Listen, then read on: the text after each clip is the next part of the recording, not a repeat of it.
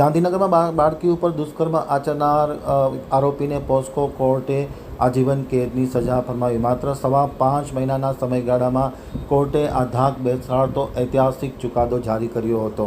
હવે જોઈએ ગાંધીનગર આમતક ન્યૂઝ બ્યુરોનો એક વિસ્તૃત અહેવાલ. ગાંધીનગરમાં સેક્ટર 24માં 4 વર્ષની બાળકી ઉપર દુષ્કર્મ કેસમાં ગાંધીનગર કોર્ટે ધાક બેસાડતી ચુકાદો આપીને સજા ફરમાવી હતી. ગાંધીનગર પોસ્કો કોર્ટના આરોપી રામ યાદવને આજીવન કેદની સજા સંભળાવવામાં આવી છે. આરોપીએ 15 ડિસેમ્બરના રોજ 4 વર્ષની બાળકી પર દુષ્કર્મ આચર્યું હતું. ગાંધીનગર પોલીસે 13 દિવસમાં ચાર્જશીટ દાખલ કરી એક ઐતિહાસિક કાર્ય કર્યું હતું, જેને લઈને આજે આટલા ટૂંકા સમયગાળામાં કોર્ટે સજા ફરમાવવાનું શક્ય બન્યું હતું. ગાંધીનગર પોસ્કો કોર્ટ દ્વારા ચાર્જશીટ ફાઇલ થયાના 5 મહિના અને 10 દિવસમાં કોર્ટે ચુકાદો સંભળાવ્યો હતો.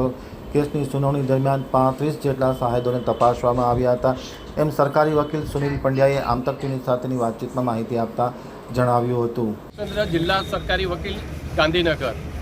આજે ગાંધીનગર જિલ્લામાં ચકચાર ભર્યા 4 વર્ષની દીકરીના બળાત્કારના કેસમાં આરોપીને આજીવન છેલ્લા શ્વાસ સુધીની સજા કરતો હુકમ સ્પેશિયલ કોર્ટના જોઈન્ટ ડિસ્ટ્રિક્ટ જજ સ્પેશિયલ જજ SV શર્મા સાહેબે આપેલો છે.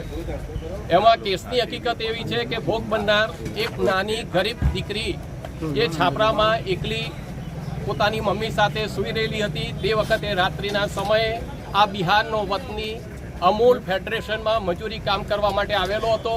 તે પહેલાં રેકી કરી અને ત્યાર પછી આ દીકરીને રાત્રિના સમયે એક ઝૂંપડામાં સૂઈ રહેલી હતી. તે વખતે ઉપાડી લઈ જઈ અને LDRP કોલેજની સામે જે જાડી હતી એ જાડીમાં લઈ જઈ એને પીખી નાખી. એના ગુપ્ત ભાગે ખૂબ જ ઈજાઓ કરી, ગળાના ભાગે ગાલ ઉપર ઈજાઓ કરી અને એની સામે એ બહુ બળાત્કાર કરી અને ત્યાં મૂકીને જતો રહેલો. આ કેસમાં આરોપી મળેલો નહીં, જેથી ગાંધીનગર જિલ્લાના પોલીસ વડા SP સાહેબે પોતાના અંગત રસ લઈ અને આખી ગાંધીનગરની પોલીસને જાગતી દોડતી કરી અને આરોપીને CCTV ફૂટેજના આધારે આરોપી બધી કેમેરા જોયા અને તેમાંથી આરોપી જે છે, આરોપીનું નામ છે રામ ગણિત દેવનંદન રામરૂપ યાદવ, જે બિહારનો વતની છે અને અમૂલ ફેડરેશનમાં તે પોતે એક ત્યાં મકાનમાં ઓળીઓ હતી મજૂરોની, એમાં રહેતો હતો. એમાં ગાંધીનગરની પોલીસે ખૂબ જ મહેનત કરી અને આરોપીને તપાસ કરી અને કેમેરાના આધારે એને અટક કરેલો, એને પૂછપરછ કરેલી અને એમાં એણે આ ગુનાની કબૂલાત આપવા માટે પોતે ગુનો કર્યો છે એ જગ્યા બતાવવા માટે તેણે જણાવેલું. જેથી પોલીસ સાથે આ આરોપી તે લઈ અને પોલીસ સાથે નીકળેલો. LDRP કોલેજની સામે જે જંગલ જાડી હતી એમાં એ જગ્યા એણે બતાવી અને એ વખતે એ ભાગવા માટે ત્યાં પોલીસના જાપ્તામાંથી દોડીને ભાગેલો. તે વખતે પોલીસે સાવચેતી રૂપે ફાયરિંગ કરેલું અને એના પગે ઈજા થયેલી અને ત્યાં પડી ગયેલો. એ પછી આરોપીને ત્યાંથી પકડી અને આખી તપાસ ચાલુ કરેલી. એ તપાસમાં બનાવવાળી જગ્યાએથી આરોપીના વાર, પછી ભોગ બનનારના જે કપડાં હતા એમાં આરોપીના સિમેન્સ, એના વાર, લોહી, આ બધું જે મળેલું જે આધારે FSL સ્થળ ઉપર બોલાવેલી અને ત્યાંથી CCTV ફૂટેજ તથા ગુનાવારી જગ્યાએથી જે મુદ્દામાલ બધો હતો એ મળેલો, જે આધારે આરોપીને અટક કરેલો. અટક કર્યા બાદ આ કેસ ગાંધીનગરના સ્પેશિયલ પોક્સો કોર્ટમાં SV શર્મા સાહેબની કોર્ટમાં ચાલેલો. જે કેસમાં સરકારી વકીલ તરીકે સુનિલ S પંડ્યા એટલે કે હું હાજર રહેલો અને આ કેસ અમોએ 5 મહિના અને 10 દિવસમાં ચલાવી અને આરોપીને કેસ પૂર્ણ કરેલો અને આરોપીને સામે ચાર્જશીટ અને જે રીતે આખો કેસ ફૂટઅપ કરી અને સજા થાય એ માટે ખૂબ જ પ્રયત્ન કરેલો.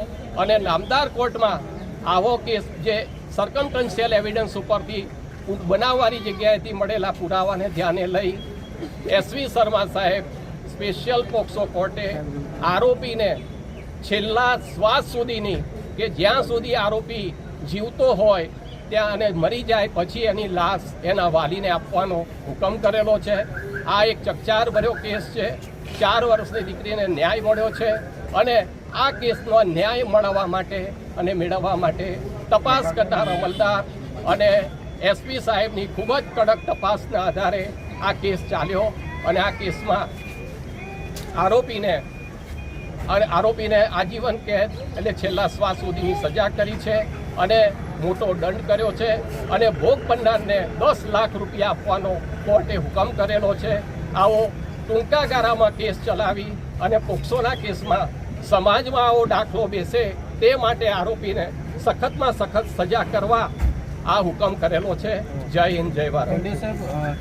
મુખ્ય સીસીટીવી ફૂટેજ ગુનાવારી જગ્યાએથી જે મળેલા વાર, લોહી અને ભોગ બનનારના કપડા ઉપર આરોપીના લોહી અને વિડીયો મળેલું હતું એ એફએસએલના આધારે આ કેસની સજા કરવામાં આવેલી છે.